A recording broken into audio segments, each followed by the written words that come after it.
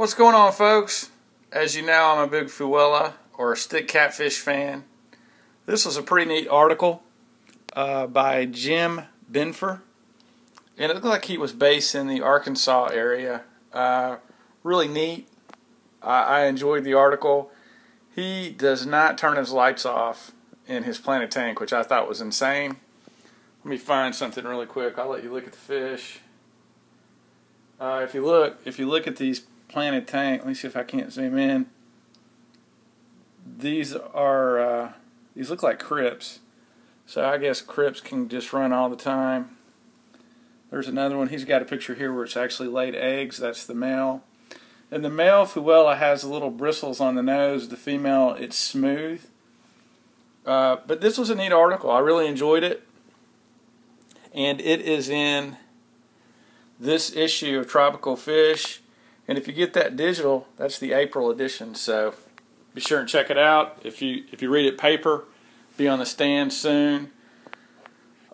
Great fish, and I did recently add one to my tank. And this guy's kind of small, actually. So hoping that he will get a little bigger. But what I really wanted to talk about today was death. And you just won't even believe the kind of week I'm having. But specifically in here, the German blue rams, the female laid eggs. They laid eggs right back in there. The male protected them. And then later that day, I noticed the female sitting on the bottom having problems breathing. I looked closer. She had ick. And she was gone in 2 hours. History. So, ick is a common killer, and the way that it really kills is you'll see the spots on the body, but what happens is it also gets infection on the gills, and they can't breathe, and that's why you see them gasping, and it's a bad thing. So anyway, so death there. This guy is looks fine, no ick on him, but I'm just kind of bummed about the whole issue. The other thing I noticed, and I know a lot of you guys have been watching the discus. I added discus to this tank last May. I added 5, and they were doing really well.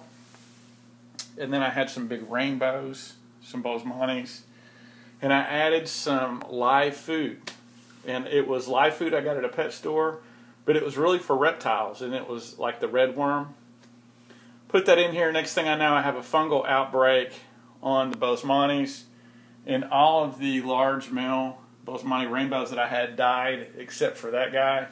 I hit this tank hard with some antibiotics, and it was actually some antibiotics that the guy at the pet store gave me that he gets because he deals with fish commercially that you can't even buy on the counter.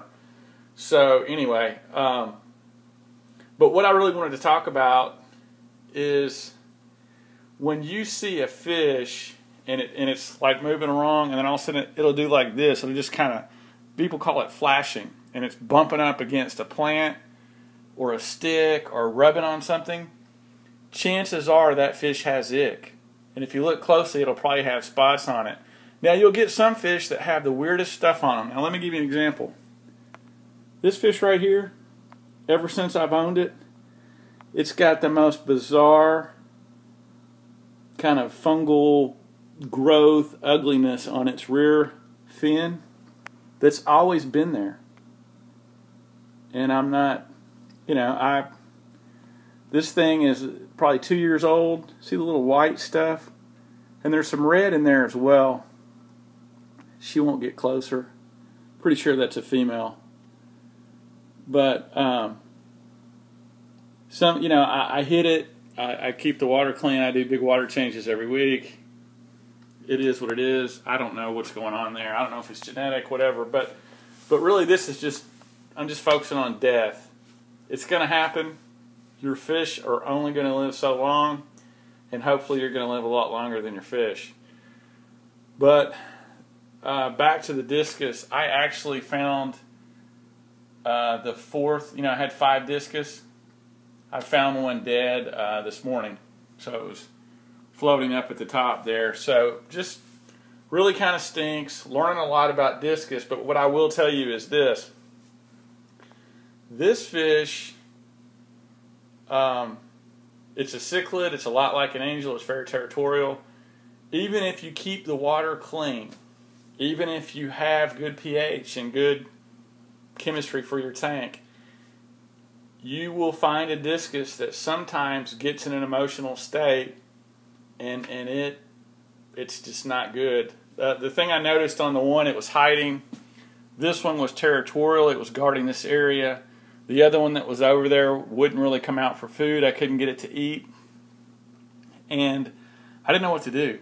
So, and if you remember, I had them in this tank for a while, and they hated me, and they would hide back in the stump. And if you go, there's a picture just a few weeks ago, maybe a month ago, where they're both in this tank. They're both looking really good, good color, eating well, solid, whatever. I move them back into this tank.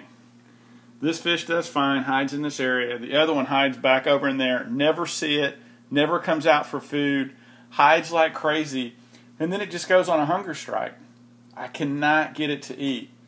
And one thing that I would encourage you, if you have discus, because I know some of you guys do, and you have some really nice looking ones, watch the eyes right here on the discus, this head part right there.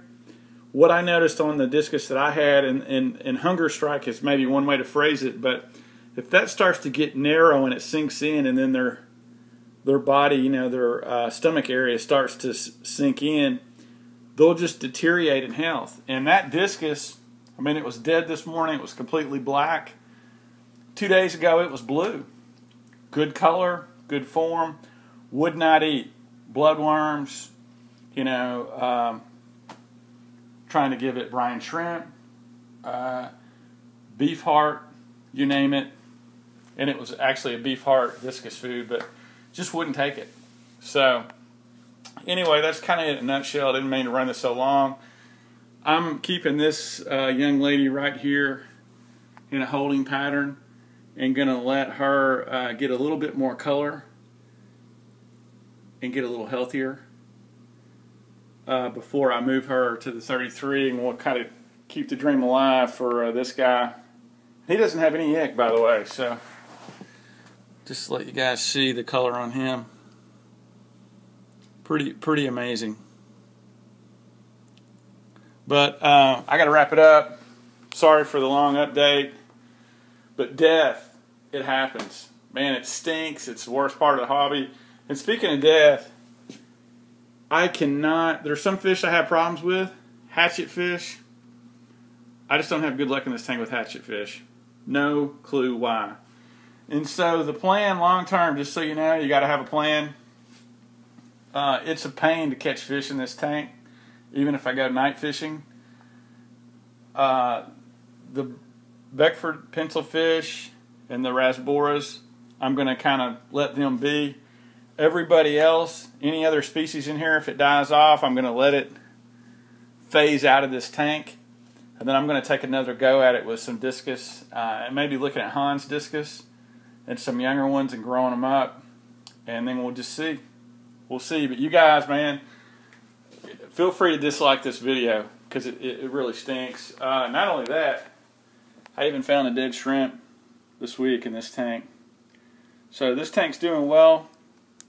You can see I've got this Riccia flutens right there. The leaf right here on the crypt's looking pretty terrible, but there's a piece of that Riccia flutens right there that's growing back. I did clip this baby tear back.